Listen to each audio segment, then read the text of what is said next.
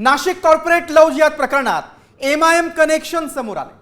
छत्रपती संभाजीनगरात आरोपी निदा खानला आश्रय देणाऱ्या एमआयएमच्या नगरसेवकाला सह आरोपी करण्यात आले आणि यावरूनच आता राजकारणही चांगलंच तापलंय।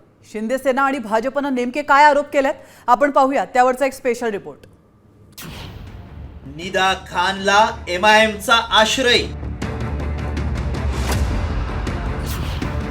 निदाला साथ देणारा एमआयएम नगरसेवक सह आरोपी,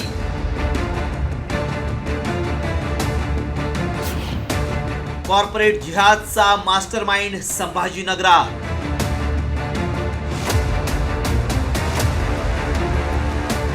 नाशिकमधील बहुचर्चित टीसीएस धर्मांतर आणि लैंगिक शोषण प्रकरणाचं एमआयएम कनेक्शन समोर आलंय।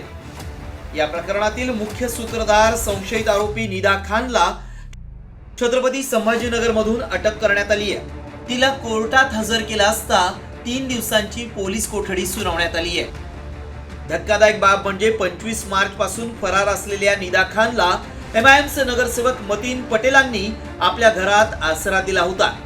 त्यामुळे पोलिसांनी गुन्हा नोंदवत पटेलांना सह आरोपी केलाय। आरोपी निदा खान यांचा जामीन माननीय न्यायालयाने फेटाळलेला होता।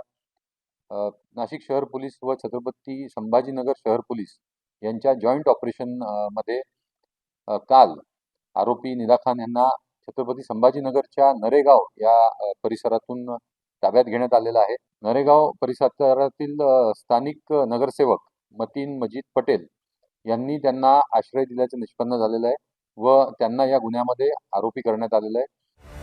दरम्यान निदा खानच्या अटकेवरून पालकमंत्री संजय शिरसाट यांनी एमआयएम वर गंभीर आरोप केले। कॉर्पोरेट जिहादचा मास्टरमाइंड संभाजीनगरात आहे, इम्तियाज जलील यांची चौकशी करा असं शिरसाटांनी म्हटलंय। तर शिरसाटांनी केलेले आरोप जलील यांनी फेटाळले, तर चौकशीसाठी तयार असल्याचं जलील यांनी सांगितलंय। हा एमआयएमचा इम्तियाज जलील आणि त्यांच्या बरोबर असलेले इतर जे आहेत त्यांना सुद्धा या चौकशीतून त्यांची चौकशी झाली पाहिजे आणि ह्या चौकशीतून निश्चितच मोठं षडयंत्र महाराष्ट्राला पाहायला मिळेल।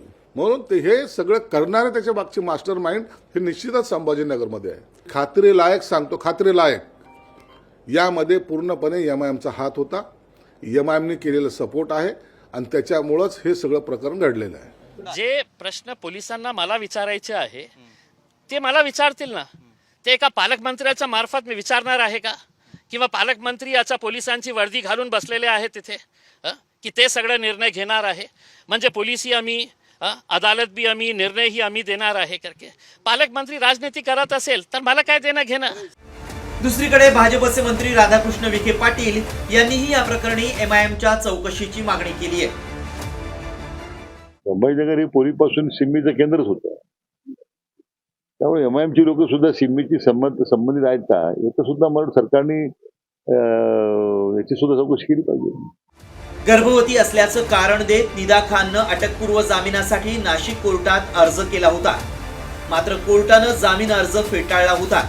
राज्यभरात तिचा शोध सुरू होता। महिला लैंगिक अत्याचारातील आरोपींना मदतीसह धर्मांतरासाठी निदा खान महत्वाची भूमिका बजावत असल्याचा आरोप आहे। या प्रकरणात विदेशी निधीसह आंतरराष्ट्रीय कनेक्शन असल्याचाही संशय पोलिसांना आहे। त्याशिवाय कॉर्पोरेट लव्ह जिहाद प्रकरणात एमआयएमच्या नेत्यांची सक्रिय भूमिका होती का, त्या दृष्टीनं एसआयटीच्या तपासात काय माहिती समोर येते हे पाहणं महत्त्वाचं आहे। ब्युरो रिपोर्ट, साम टीव्ही न्यूज।